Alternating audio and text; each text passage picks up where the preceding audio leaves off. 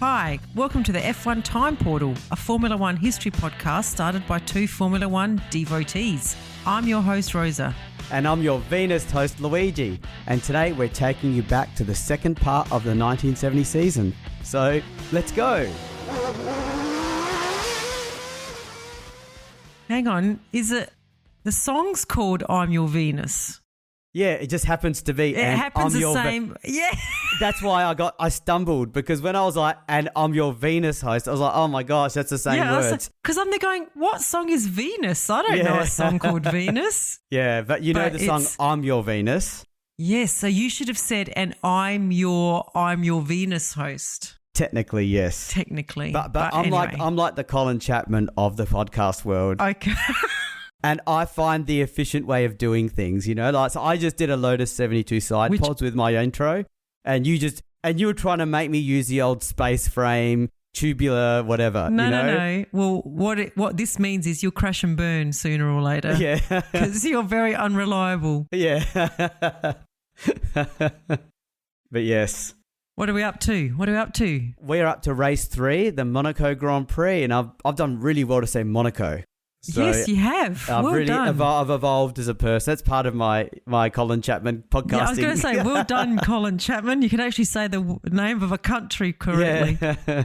So it's at Monte Carlo, as always, the 10th of May, 80 laps, 21 drivers. And that, as we know, we'll have some fun about the number of drivers. 2x2 grid formation because of the thinner track, and it's a warm and sunny weather. So again, we arrive at Monaco, and again, they want to limit the number of drivers allowed to start the race. Like, is this going to be like the usual Monaco plus the crappy qualifying? Like, is it going to be a double hit for Monaco? I think it will be. It might be, yes. Yeah, I know. And we know that this is always a really interesting race. Yes. I always look forward to this race, not in the current era of Formula One, I don't. But these historical ones I love. A bit like today, it's the qualifying that is more interesting at Monaco. Yeah. Yeah. So the race organisers, so this is how they did it here. The race organisers chose to run a special 30-minute qualifying session, not for qualifying, but solely for selection purposes. What? What does that even mean? Like, if you're not qualifying, what are you being selected for? This is ridiculous. All right, so the interesting thing though here is that the drivers excluded from the special sessions were the drivers as chosen between the Constructors Association and the CSI at the end of 1969. So the automatic qualifiers were just... Let's give them points. Sorry. They found a new way. Even I didn't think of that as an idea, but they did. Let's go back. Where are we? What date is this? This is like May. May 70. So let's go back six months ago. Yeah. To decide who gets to automatically qualify at Monaco. That makes absolutely no sense. I give them points for creativity. So no room for form. No, there's no room for form. Yeah. So if a number 2 driver is dominating the number 1 driver in 1970, they can't switch. No. It's locked in. So at the first practice session, I don't even know if this is that thing we just talked about, or the first, you know what I mean? Oh, yeah. Stewart in his march was easily the fastest, and he was half a second ahead of Eamon in his march. Okay. Well, Eamon apparently had won the non-championship race at Silverstone, so he's probably got a head full of confidence at this point, so good on him. Yeah. So most of the other drivers were not hugely competitive. In particular, the Lotus team were struggling with their new car. What a surprise. Yeah. And BRM were having gearbox problems. Get Lamborghini out. Yeah. Yeah. Fix the spindle. So on Saturday morning, there was a washout as the rain impacted the times, but again, Stewart was the fastest. So he's really showing his on form now. Yeah, he loves the wet. Yeah. So Saturday afternoon, the rain stopped. And while it was not ideal times for qualifying, Stewart set the fastest time of the weekend with a 1 minute 24.0. Eamon, still on form, remained second, but 0.6 behind, followed by Hulme in the McLaren and Brum Brum. So Brabham. We got to give him credit because he's gonna retire soon. He's going to retire, yeah. So this is the race debut of Ronnie Peterson. And yeah, he was in that Colin Crabb team. and they called it the Antique Automobiles March. So, yeah, we'll hear more about him as we go on the 70s, I think. Yeah, a lot more. So on race day, there was some moderate drama with the Rob Walker team. Hill's Lotus, remember Hill, who's been in the points the last 2 races, had been damaged beyond quick repair. So the Rob Walker team borrowed a Lotus 49C, which is the old one, not the nice 72 not one. The new one, yeah. Yeah, from one of the non-qualifiers, which I don't even think we talked about. No. And had to quickly paint it in Rob Walker's colours. What? This meant he had to start from the back of the grid versus his 6th row position because he had not practiced in this specific car. Right. Yeah. Wow, that's a big thing to decide just to have it painted. Oh, no, it's a totally new car, isn't it? Yeah, totally. It's a totally new car. Okay, fair enough. No, that's fair enough. I take it back. Yeah. So now we have what I call our first near-nonsense start. Oh. So just as the 16 cars were about to move off the dummy grid, so we didn't talk much about that whole pre-qualifying, whatever that was, nonsense. It obviously wasn't considered interesting enough. You know what I mean? No, it's just mayhem. Yeah. So as 8 drivers moved off the dummy grid, Stewart stalled his engine. Ooh. So luckily he managed to restart it in time to make a perfect start and to lead the field. Yeah, that would have been bad at Monaco if he'd stalled it there. That would have been disastrous because he can't overtake. That would have been the end of his race. Yeah. Oh, someone like him probably could have, but... Oh, come on, Louis. You just... What? Well, look, Clark's gone now, okay? Oh. So while the first few laps were nose to tail with Stewart leading, by lap 10 he was already 7 seconds ahead of Eamon. So the rest of the field of the cars were nose to tail other than Stewart out in front. Yeah, this is a tough race to overtake. I can't believe you said Stewart would overtake. In 2024, it was the first time in the history of this race where the top 10 in qualifying was also the top 10 in the race results. Yeah, in the big cars of 24. Yeah. There's very few, even in this era, there's very few overtakes that we hear. Oh, yeah. Monaco. I'm not saying it was easy. I'm just saying for someone of his caliber. Okay. All right. Okay, let's move on. I'll give you that. And only because Clark's not there. Okay. Yeah. So on lap 12, the retirement started with Ix in the Ferrari, stopping with a broken drive shaft. So I'm not sure if Ix is thrilled with his decision to... No. Yeah. Surtees retired 3 laps later and McLaren, Bruce McLaren I think it's meant, yes, damaged his suspension when he hit a chicane. Oh. So by lap 19, Stewart's lead had grown to 12 seconds, and on lap 22, Brabham had finally found a way past Eamon to move up to second. So Brabham's right up there. He's having a great season. Like we said, he's 43 or 44 years old at this point. Yeah. So on lap 27, Stewart's car started to develop a misfire. Now this forced him back into the pits, which not only took 4 minutes to fix, but moved him to the back of the field. Right, let's see if he can slice his way through, Louis. Yeah. Damn. This left... Yeah, but that misfire was not going to be fixed, right? You can't just fix a misfire. So this left Brabham in the lead, but with only 1 second lead over Eamon. Yeah, he had this race he had that race pretty much in the lead. Well, he's going to have to pull out some Clark-esque heroics, really, to get back into the lead, especially here. Yeah. So Eamon was still holding on for what he was worth. He himself had a 13-second lead over third-place driver Hulme in the McLaren, so quite spaced out already. Pescarola was following in the Matra and Rindt in the Lotus. And these last 3 drivers were pretty much nose to tail and probably providing the only excitement of the front-ish drivers. So Rindt started a charge though, and on lap 36, he passed Pescarolo, and then 5 laps later, he passed Hulme. Wow. Who was actually himself starting to have some issues with his car jumping out of gear. So that means Rindt is now up to 3rd place.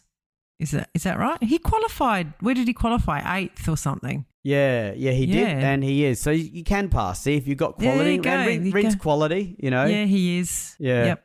So up to lap 61, the top 3 remained unchanged, with little changing between them in terms of gaps. But then on lap 61, a bolt dropped out of Eamon's rear suspension, and he was forced to retire. So that means that Rindt was now up into second place. Oh, poor Eamon. Like second place, you pretty much a winner in this era. So, yeah, that's bad luck. It is bad luck.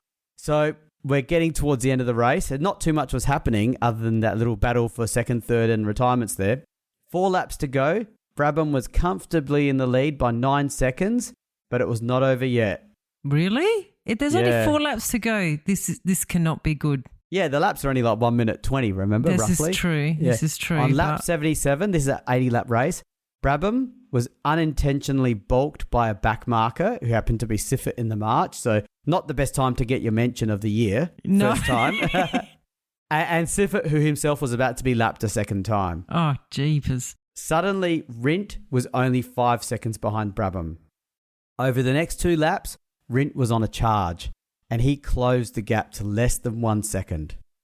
As the 2 cars came out of the tunnel for the last time, Brabham, who was lapping Pierre's Courage, left his braking too late and slid into the straw bales. No! And I thought straw bales were out, but lucky for Jack, actually, that they are straw bales here. Yeah. No. Yeah, so Rindt really put Brabham under pressure, and Brabham, I don't think he'd be one that would feel pressure easily. No. Yeah, so suddenly Rindt was in the lead, and he snatched a dramatic victory while Brabham had to get his car out of the straw bale mess and finished some 20 seconds behind Rindt. What, still in second place? That's huge. Wow, that's a massive gap, isn't it? But that's a really good drive by Rindt. Like that is a lot of pressure he applied to Brabham there. Yeah. So Rindt wins, Brabham second, and Pescarolo a very impressive third, although albeit distant. Yeah, Graham Hill also worth a mention, as he is, let's not forget, he's Mr. Monaco, isn't he? And so he finished just in the points after starting from last place on the grid. Not bad for the guy who actually won it last year. Gra. Yeah. So I thought it was grey. Was it grey? Grey, yes, grey. Okay, so Jack Brabham is on 15 points, just ahead of Jackie Stewart on 13 points, and Jochen Rindt and Denny Hulme are on 9 points each. So it's getting close up there. And then on the constructors, we've got Brabham and McLaren Ford on 15 points, and then Lotus Ford on 14 and March Ford on 13. Oh, interesting. And the Drivers' Championships, there's no clear leader. Okay, you got Brabham and Stewart a slight bit ahead of the rest, but not much. No. Yeah. Okay, so we're up to the 4th race of the season, the Belgium Grand Prix at Spa. So no protest this year. June 7, so they probably did the safety stuff, I imagine. 28 laps, 18 drivers, a 3x2x3 grid formation, and the weather was warm and sunny. So before we start, we need to make an important acknowledgement of an unfortunate, significant event that took place prior to this race. On June the 2nd, 5 days prior to this race, Bruce McLaren was killed while testing a Can-Am car at Goodwood. As a result, the McLaren team withdrew from this race. Yeah, I'm not surprised. He was only 32 years old when he passed away, and the Can-Am car that he was testing had some rear bodywork come adrift, and this caused a loss of aero, which destabilised the car and caused him to spin and hit a bunker. Yeah, so there's been a lot written around McLaren and his career and his death, and the fact that he was very young. But one of the things that we wanted to highlight was that McLaren virtually wrote his own epitaph in his book, which he wrote in 1964, called From the Cockpit. And in that book, he referred to the death of his teammate Timmy Mayer, and McLaren had written, "The news that he had died instantly was a terrible shock to all of us, but who is to say that he had not seen more, done more, and learnt more in his few years than many people do in a lifetime? To do something well is so worthwhile that to die trying to do it better cannot be foolhardy. It would be a waste of a life to do nothing with one's ability, for I feel that life is measured in achievement, not in years alone." So that really is very apt for his life as well. In fact, much more apt for his life. Yeah. because Yeah. he achieved an unbelievable amount, you know? So, yeah, it's like his legacy is significant. He entered 100 races. It's funny that was a round number. He won 4. So he wasn't a prolific winner, and we talked about him being more like a reliable driver than a driver that was taking it all, you know. 27 podiums. He founded at this point in time in early 2025 the second most successful F1 team in history, as in the McLaren F1 team. And to this date, I see myself as a bit of an avid fan of the McLaren team. It was one of the teams that one of my favourite drivers as a teen I got into was driving one of his cars. And a lot of the drivers that have been in his teams have been drivers I've liked. So his teams to date, up to mid-2025, won 8 Constructors' Championships and 12 Drivers' Championships. And with huge names like Prost, Senna, Lauda, Mika Hakkinen, the list goes on. Lewis Hamilton? Oh, yeah, Lewis Hamilton, yes. Maybe the one that's the most successful It's of all of those. biggest one, yeah. Yeah, look, and he didn't win a Formula One World Championship, but like we said, he was always competitive. He was always up there in races. He was very steady. He knew how to finish races. We always thought he was a good, solid driver. Never did anything crazy, or I think also he was sometimes not in the right car, perhaps in his career as well. And he enjoyed a lot of success in the US Can-Am series, where he won 2 championships driving his own cars, which is why McLaren's so big in the US as well, isn't it? Yeah, that's right. And to be honest, sports. And if I was to become a billionaire for whatever reason, I would be picking a McLaren sports car to drive around in ahead of a Ferrari or a Lamborghini. Really? Yeah, Luigi. they look awesome. Have you seen them? Yes, I have seen them. They are pretty impressive. I don't know. I think I'd still drive a Ferrari. Look, I'm not saying I wouldn't accept a Ferrari, but given the money, like you can get a pretty awesome McLaren for $500,000. Yeah. And they look pretty special. So I think the other thing that when I was researching this and when I was reading the notes on this that I focused on or I noticed was that the McLaren name has still stayed in the team. Like I don't know, the Brabham team probably folded, didn't it? Or did it get bought by someone? It folded quite in the 90s. Yeah, it folded. Whereas this team has kind of stayed in the sport right from this time, which is a testament to his legacy, I think. Yeah, he set up a good culture and a spirit that I think, and they still hold a candle to him in that team. Like they acknowledge that they're obviously established as a British Formula One team, but they know they were founded by a New Zealander that was into engineering, a little bit like Jack Brabham, very much into fixing the cars, driving the cars. I wasn't tearing up, but if I was, that's okay. It is okay. It is absolutely okay. Even Lotus wasn't able to withstand time. You know what I mean? And they were one of the most powerful and innovative and successful teams back in this era as well. So it is a testament to the culture that he created and the legacy that he left, that the McLaren team still is here and still has his name, still bears his name. So in fact, I think when I think of all the teams that are driving in this season right now, I think Ferrari's the only one.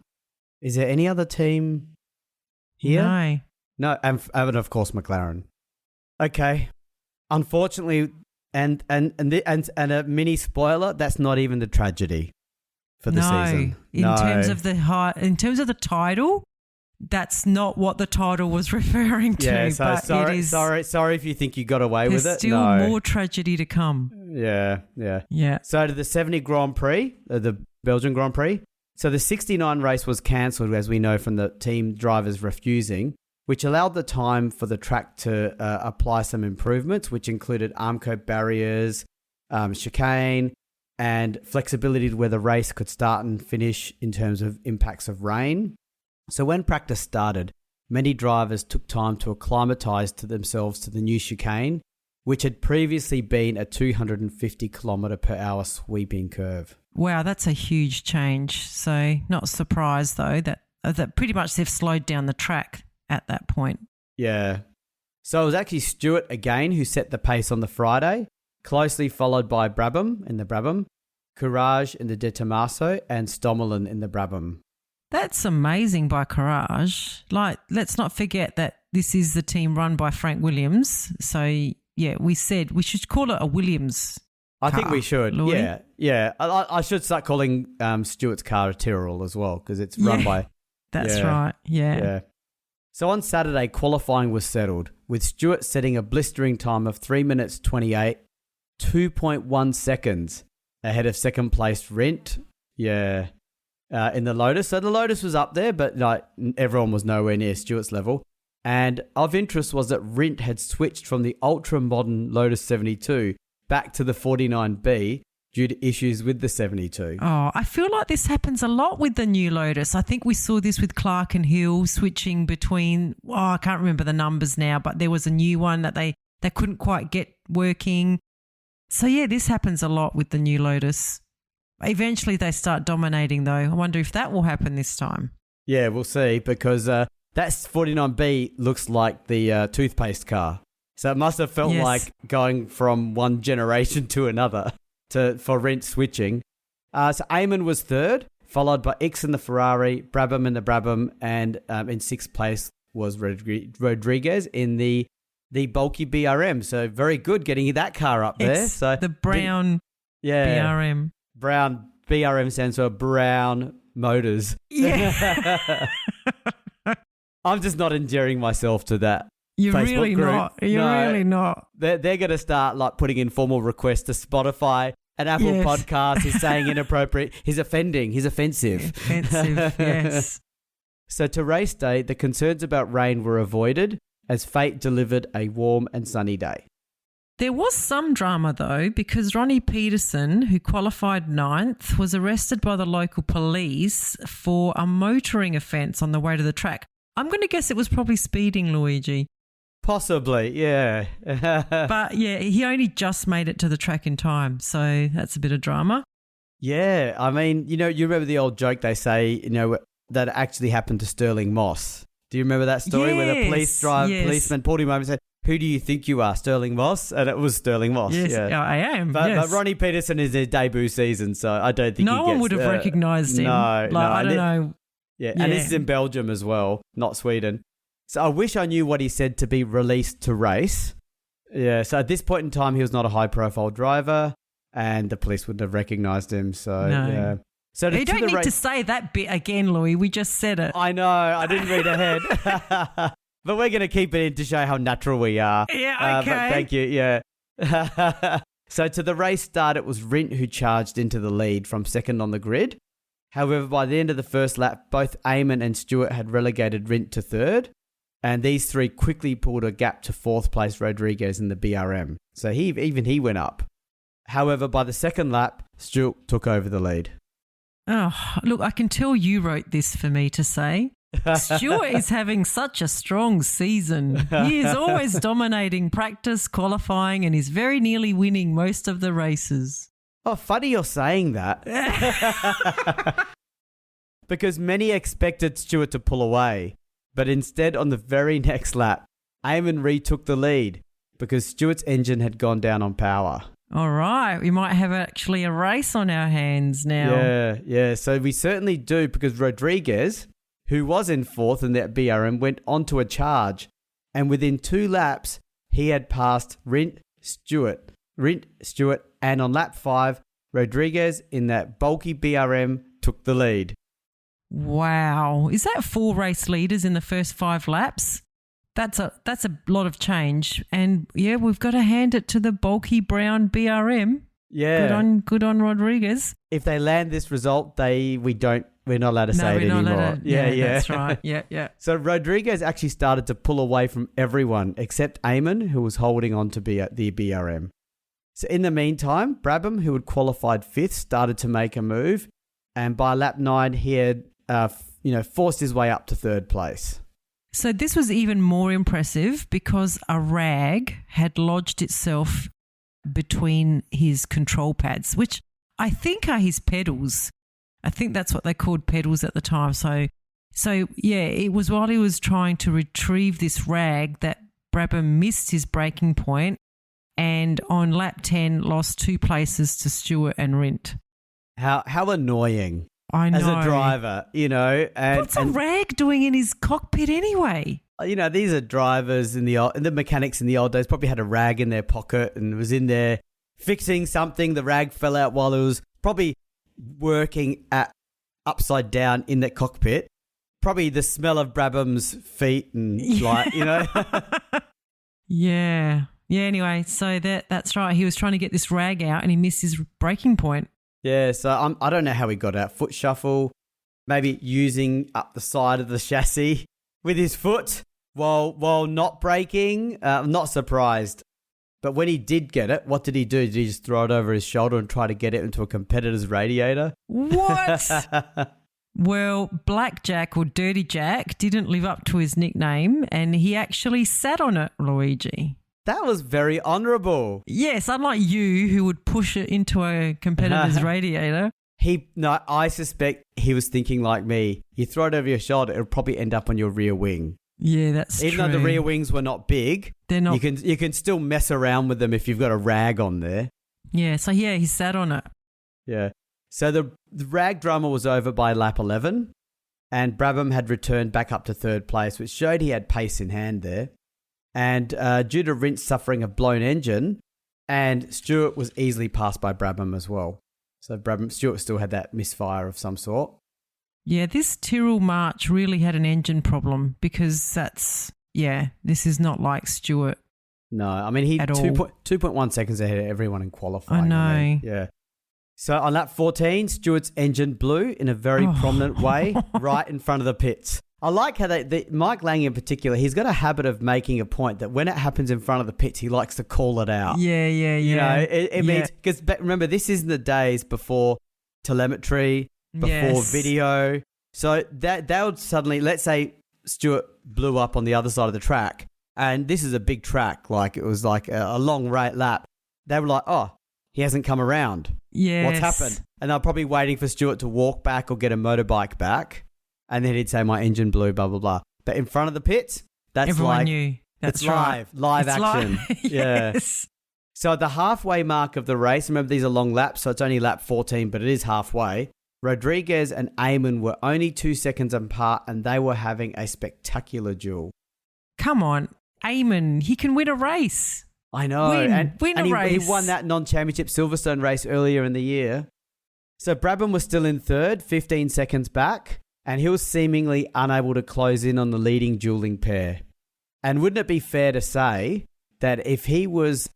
This is like the level B drivers fighting it out for the win. Because there's Brabham in third. He can't catch him. So those level B drivers are becoming level A drivers today. So that's not meant to be disrespectful to Eamon and Rodriguez, but they don't win championships or anything like that.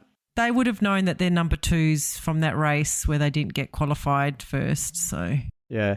So on lap 19, Brabham pulled into the pits to retire. He had a broken clutch ring. So this promoted none other than Mr. Jackie Ickx in the Ferrari up to third. But then he retired soon after with fuel seeping into his cockpit. Well, he didn't only need to repair, but he has to change his clothes. Surely that would be burning his skin. Oh, for sure. To have petrol all over you. How does... And your mind, like, oh my gosh, this is not safe. I'm covered in petrol, exactly. Yeah, in basically a racing fire system. Yes, yeah. So by the time Ickx returned to the race, I doubt he changed clothes. He was in 8th place and 2 laps down on Rodriguez. So that's the end of him pretty much as a contender. So the dueling leaders stayed tight, and despite Eamon setting the fastest lap on the very last lap of the race, Rodriguez went on to win by 1.1 seconds. Wow. Yeah. We can't call it a big fat brown... brown bulb. Motor. Yeah. Yeah, bulb is a good one. No, so we can't. It's a BRM now. Eamon was second, Beltoise in the Matra was third, and Giunti, who we never even mentioned before, in the Ferrari was fourth on his F1 debut. Oh, well done. Yeah. So this is BRM's first championship win since 1966. And that was Stewart winning in Monaco. Wow. And the thing is, this is obviously Rodriguez's first win. I think it is. Is it his first win? Oh, I don't know, Louis. I can't remember. Maybe he's won another one, hasn't he? Yeah, if it's not his first, it's maybe second or something. Yeah, he doesn't win too many. No. So, such a long time between drinks for the Brabham team, though. I know. And let's face it, they haven't been contenders for a really, really long time. And it was way back in '64 when Hill nearly won that championship in the BRM. Really? We all know what happened back then, Rosa. Look, I'm not going to open up that can of worms again, but Hill had it was never going to be Hill. Hill was never going to win in the BRM that year. It was going to be Clark. It should have been Clark. It was going to be Clark, exactly. So, how are the championships looking now? Do we have someone that wants to take charge of this championship? Oh, I don't know. Jack Brabham's on 15 still, and Jackie Stewart's on 13 still because neither of them finished this race. Rodriguez has jumped up to third on 10 points, and Rindt and Hulme are still on 9. So, yeah, all of the championship contenders kind of did nothing this race. March Ford is on 19, Brabham Ford is on 17, and McLaren Ford is on 15, and Lotus Ford is on 14. Interesting. And it's interesting to see these positions when you and I know the result of this championship, and you sort of look at that and go, yes. Oh, interesting. Interesting. It is interesting, yes. Yes, but we're only up to race 5 of 13. We're not even really halfway through. Yeah, it's a long way to go. So this is at Zandvoort, and the race is on the 21st of June, 80 laps, 24 drivers, 3x2x3 grid, and the weather is overcast but dry. So with this race, the McLaren team return. So we won't be needing to say, unfortunately, McLaren anymore. But this time with 2 new drivers. Dan Gurney was back, taking the place of Bruce McLaren, and Peter Gethin. That's a bit of an old name, isn't it? He's been driving for a while. Oh, we've never mentioned him. I mean, Dan Gurney, yes, we've mentioned him. Maybe my problem is I know the drivers, and yes. I think, anyway. We've never mentioned Peter Gethin. Okay, so Gethin is making his debut then. Okay. And taking the place of Dennis Hulme, who was himself recovering from burns to his hands, which he sustained during practice for the Indianapolis race. See, nothing good ever comes from going to Indy. That's what I say. Except the money, the prize money. That's the only thing that is good for it. Yes, that's true. So we also have 2 debut drivers here in Clay Regazzoni for Ferrari and Francois Savert for Tyrrell. Interesting that you didn't want to say his first Italian name. I think it's Gian Claudio. Yeah, that's what I said. Gian Claudio, which is John Claude. Oh, is it? Yeah. But they call him Clay. I don't know why they called him Clay. That's weird. So apparently he's Swiss, but he grew up right on the borders of Italy and Switzerland, which is why, he pretty much was Italian, but he was a Swiss kind of national, but he grew up knowing Italian and, so because his name sounds quite Italian, but he's not. He's Swiss. And I've been to Switzerland and Italy and those places in work times in the past, and depends on where the alcohol and the fuel is cheaper as to what country you're from. As in, you just cross the border to the cheaper side. Okay. And I think everything's cheaper not in Switzerland. I was going to say Italy would be cheaper. Yeah, Yes. so they cross the border, fill up the tank, get the fuel, alcohol, and go back to Switzerland. Yes, okay. And just hide it in the back because you're not meant to take too much back, apparently. Got it. So on the first practice day, Rindt was in ominous form, and so was his new Lotus 72. Oh, about time. I know. His time was over half a second ahead of Stewart in the March. Yeah, so Stewart has been good in practice this year, so this is a bit of a changing of the guard, I think. Yeah, it is. So on Saturday afternoon practice session, there was an exciting battle for pole position between Rindt and Stewart and Ickx in the Ferrari.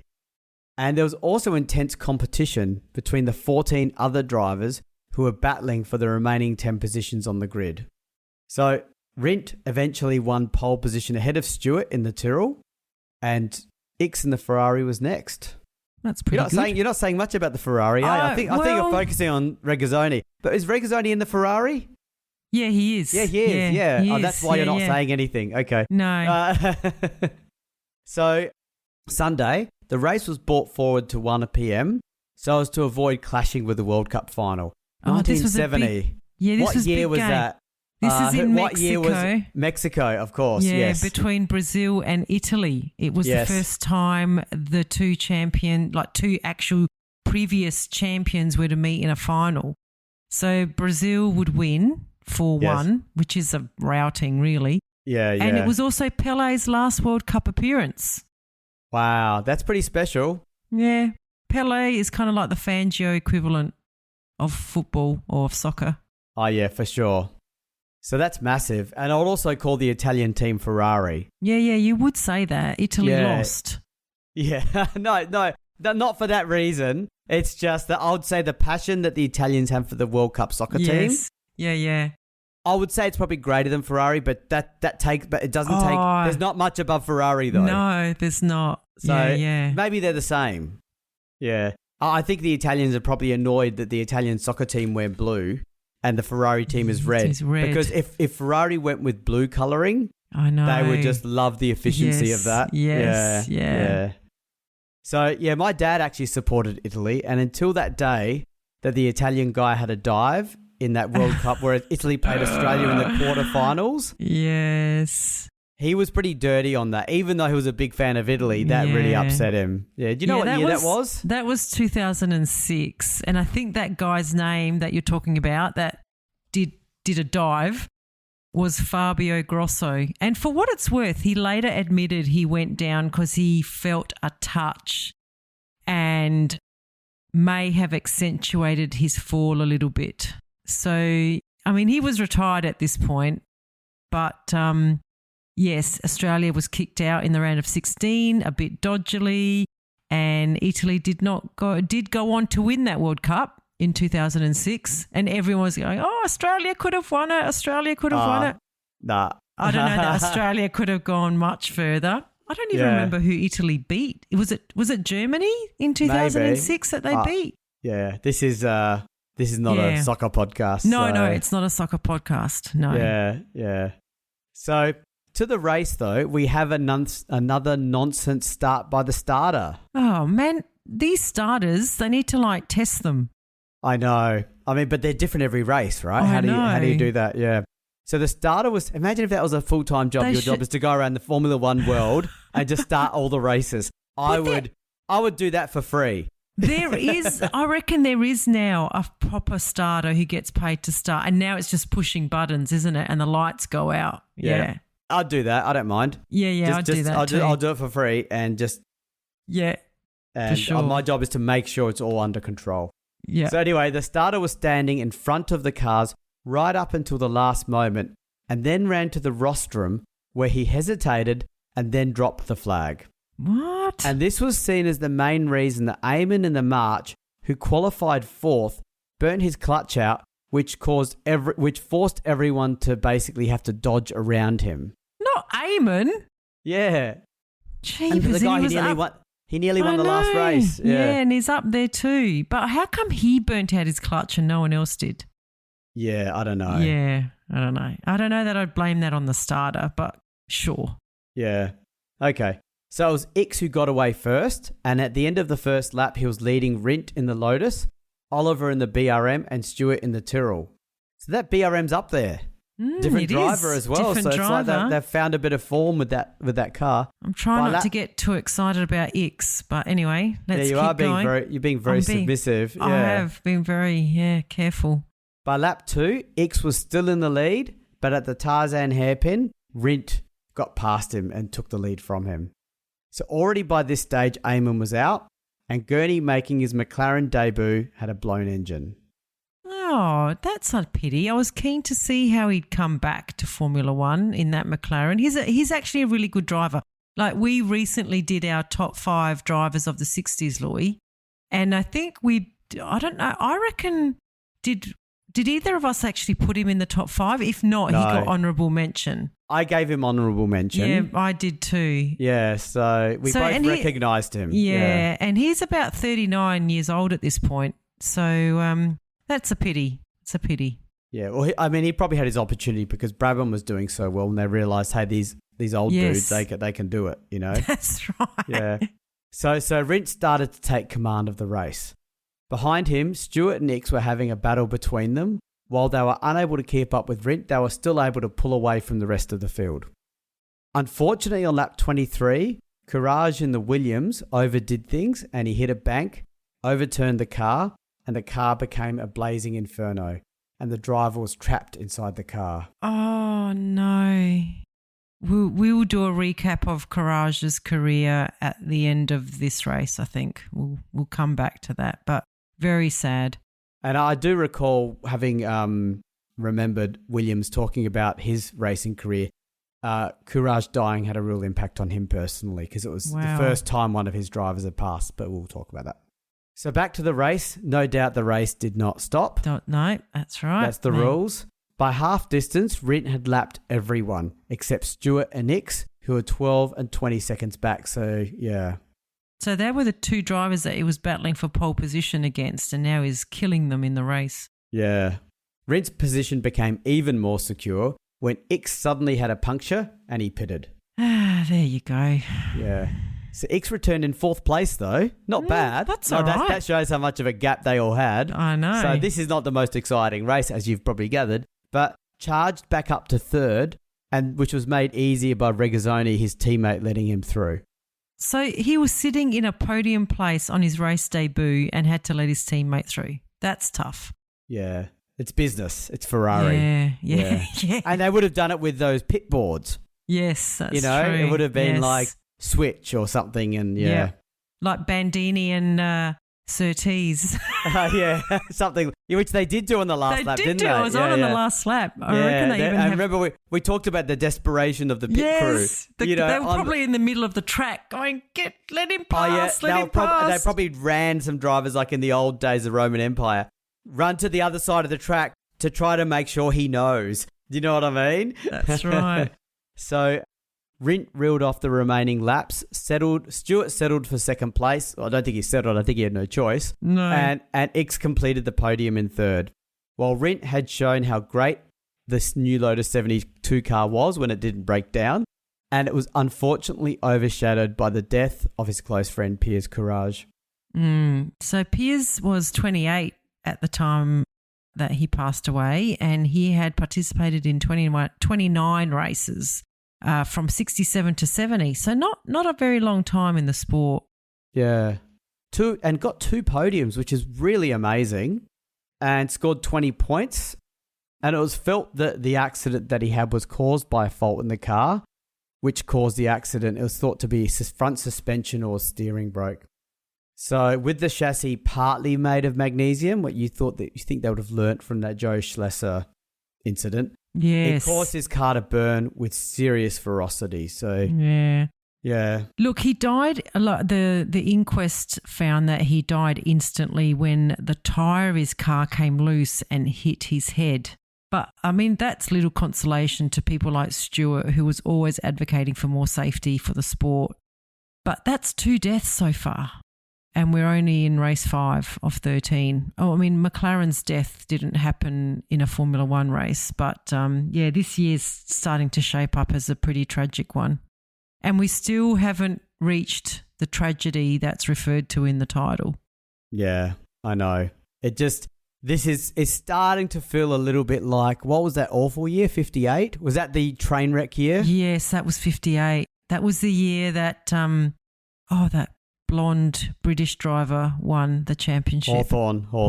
Yeah, yes. That's what we're resorting to. We've done the race reviews, but now we're resorting to names, physical and I got Gethin mixed up and all that sort of stuff. Yeah. Okay. All right, so on to the driver standings. We've got Jackie Stewart now on 19 and Jochen Rindt on 18. Jack Brabham didn't finish, so he's stuck on 15. Rodriguez is on 10 and Denny Hulme is on 9. And on the constructor side, we've got March on 25, just ahead of Lotus on 23, then Brabham on 17 and McLaren on 16 and Matra on 13. So really, really tight. Really all tight. the way through, Yeah. We might actually leave it there, Louis, for part 2. Okay. Yeah, it's been 3 races, but we'll come back and do the rest of 1970. I don't know that we could fit it all into the next part. This is a 5-parter, long Rosa. season. Oh, okay, right. Maybe I have gone too long on this one with my script, but that's okay. They get rewarded with 5. Okay, so see you next time, everyone. Bye. Okay, bye.